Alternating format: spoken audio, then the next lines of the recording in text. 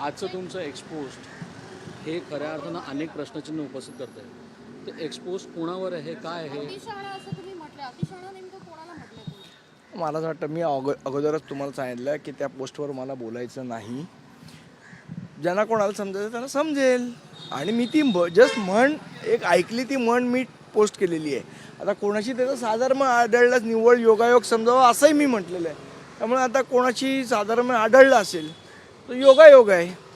लेखाशी साधारण म्हटलं, एका लेखा म्हणजे कालच एक लेख, एक नाही म्हटलं, मी लेखाशी म्हटलंय, एक नाही म्हटलंय. कालच लेख एक प्रसिद्ध झाला होता. मला असं वाटतं जे म्हणायचं ते ट्विटमध्ये मी म्हटलेलं आहे, त्याच्यापेक्षा वरती काही नाही. आणि जर कुठे साधारण आढळलंच तो योगायोगच आहे.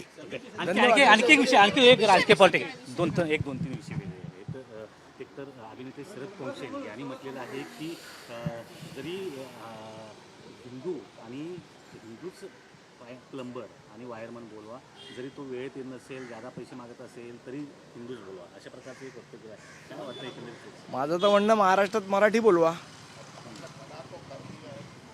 तो ऑब्व्हियसली हिंदू पण आहे, पण त्याला अजून एक ब्रॅकेट लावा मराठीची, तर काय प्रॉब्लेम असेल असं मला वाटत नाही पोंक्षेंना. एकीकडे सध्या असं म्हटलं जातंय की विरोधकांवरच बॅनर लावल्यानंतर कारवाई केली जाते, म्हणजे विद्रुपीकरण या कायद्यान्वये कारवाई केली जाते, पण सत्ताधाऱ्यांच्या बॅनरवर कुठली कारवाई करत असल्याचं आरोप विरोधकांकडून. मला असं वाटतं आता महानगरपालिका प्रस्थापित झालेली आहे. विरोधकांनी हा मुद्दा महानगरपालिकेत उचलला पाहिजे. आता स्थायी समितीची पण स्थापना होईल, सभागृह रेग्युलर चालू होईल. हे मुद्दे सभागृहात उचलण्यासारखे आहेत, विरोधकांनी उचलले पाहिजेत. प्रत्येक वेळा रस्त्यावर लढायची गरज नाही.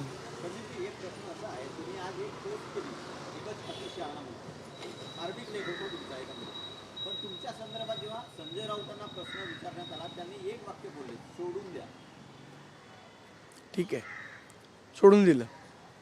आणखी एक हे होतं की अजित पवार यांचं निधन झाल्यानंतर 2-3 दिवसांचा दुखवटा देखील राज्यात होता आणि याच काळादरम्यान त्यांच्याकडे अल्पसंख्याक विभाग होता आणि या अल्पसंख्याक विभागातून काही, तर मला असं वाटतं काय ते प्रकरण आहे मलाही एक्झॅक्ट माहीत नाही. मी बातमी तुमच्यासारखी वाचली, मी ते प्रकरणाची माहिती घेऊनच बोलेन. तर मला असं वाटतं संयम तर बाळगायला पाहिजे होता. एवढं काही तातडीचं ते काम नव्हतं, त्यामुळे संयम बाळगला असता तर चांगलं झालं असतं. सध्या गणेश नाईक आणि एकनाथ शिंदे धन्यवाद.